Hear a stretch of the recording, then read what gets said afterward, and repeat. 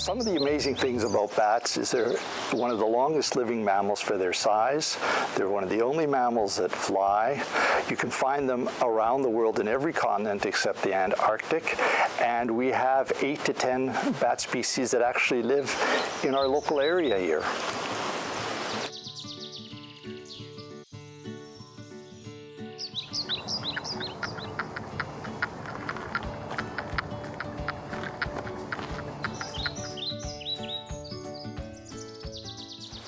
There are a variety of ways that bats provide very important ecological services to our environment. For example, about 30% of bats are fruit eating, and they're well known to be pollinators and eat nectar.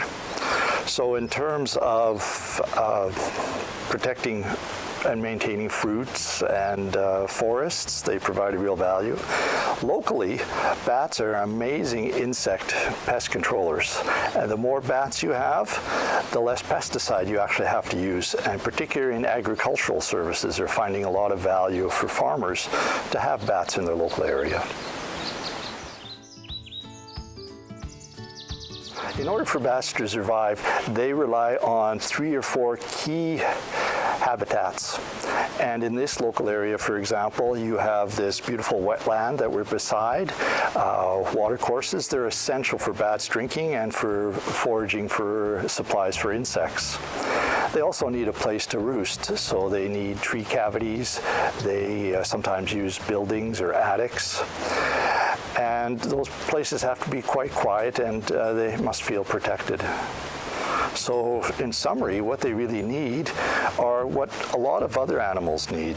They need clean water, they need riparian habitat, and they need forests for survival. The biggest single threat to BC is one that's occurring back east, and we're watching very closely. It's called the disease that is white nose syndrome, and it actually affects, it's a fungus that grows at cold temperatures, so it gets onto the bat's skin and face and wings while they're hibernating. The other threats are habitat loss. As we have deforestation, you actually lose a lot of the prime habitat, the old growth trees, the snags.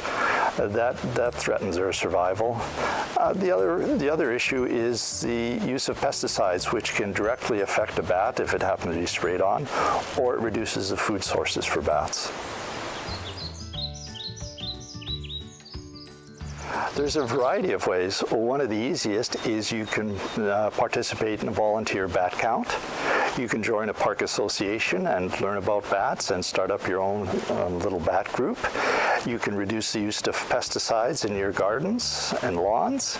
You can plant native bee-friendly and bat-friendly plants. And you can also promote the maintenance of riparian zones and water quality. That's a good question. Most bat boxes are sealed, so you can't really see what's inside. But fortunately, in this case, I've got one here that Gord Mainberg built for me. And it consists of, in this case, 2 pieces of plywood to make 3 chambers. They're a specific distance so that bats can get in, but other predators can't access. And the bats fly up into here, and they crawl up, and they can hang upside down. Their claws are incredibly strong to be able to roost in here. And this will hold between 40 to 50 female bats and is designed for them to have their pups. It's built on the exterior out of cedar, which is wood they really like. And this is a sort of bat box, although it's small, can recreate valuable habitat that may have been lost. There's a variety of ways to find out more about bats. One of the best ways is to look at the BC Community Bat Program. They have a variety of resources, and you can find out what volunteer groups are in your local area.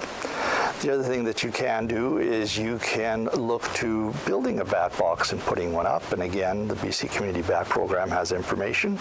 And then finally, you can look forward to an upcoming bat walk in the future at a convenient time. As well, we do put on outreach presentations and displays at various festivals. So that's some of the ways that you can find out more about getting involved with bats.